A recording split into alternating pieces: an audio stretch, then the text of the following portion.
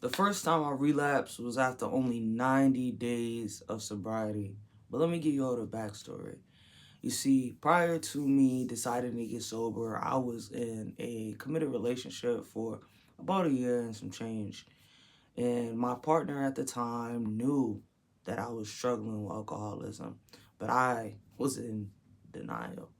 She would always try to push me to stop drinking, but for me, I was in my 20s, 24, 25 at the time, and everybody around me was drinking.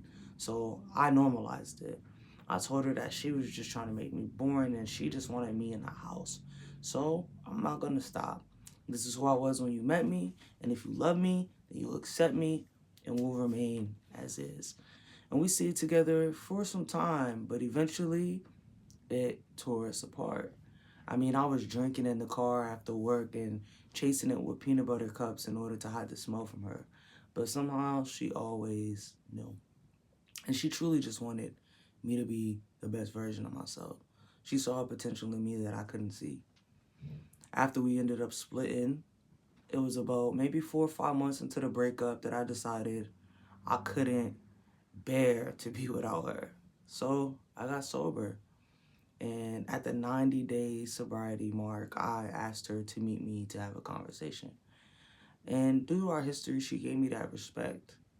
We met at a restaurant, we sat down, I had handwritten her a letter, professing my love for her, and telling her I wanted to get back together now that I'm sober. And she starts to weep.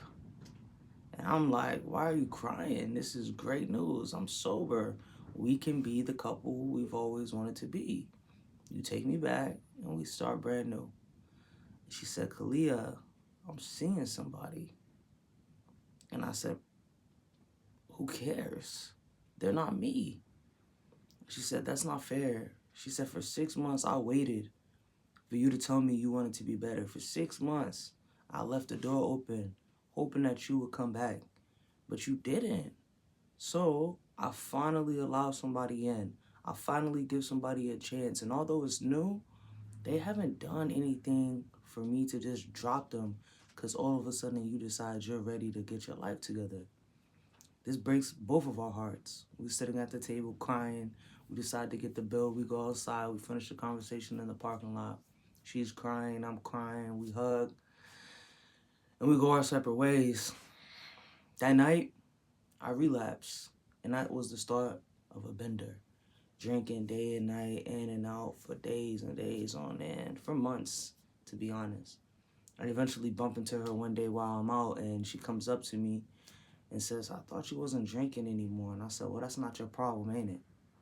And she was like, I just want what's best for you. I said, what's best for me isn't your business no more. Out of anger, I knew she truly in her core cared about me, but because I felt like she chose somebody else over me, I couldn't stomach it. I didn't want to see her. I didn't want nothing to do with her. But the truth is, she didn't choose somebody over me. She chose herself over me. And that was necessary. And I'm grateful now that I had the awareness to know that was important. But I'm telling y'all this story because I relapsed because my sobriety wasn't attached to me. My sobriety was for her. So the moment I could no longer have her, I no longer cared about being sober. It is so important as a partner of somebody who's struggling with addiction, a family member, to realize as much as you want it, that individual needs to want it for themselves. And until they truly are ready, until they truly are at their rock bottom and they say, I can't do this anymore, enough is enough, they won't. There's no amount of love in the world that you could give somebody that's gonna make them get sober. There's no amount of ultimatums you can give that's gonna make somebody stay sober. So it's so important to realize that sobriety is an individual internal job.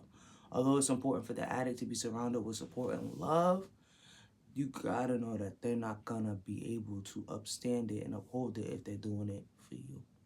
And if you're somebody who's struggling with your addiction, you gotta want it for you because you deserve it, because you're worthy of it. Not because your girlfriend wants you to get sober, your partner, your boyfriend wants you to get sober, not because your mother wants you to get sober, because you deserve what life looks like when you're sober. I've been sober for 4.5 years now because years later, after that circumstance, I decided enough was enough. and I wanted the life that sobriety gives. I've published a book. I've become a keynote speaker. I've traveled the world. All things I've given myself through my sobriety. So if you're struggling or your partner's struggling, just remember that sobriety is a personal job. They gotta want it. No matter how bad you want it for somebody, if they don't want it, it will not last. My name is Kalia, and I'm an alcoholic. Thank you for listening.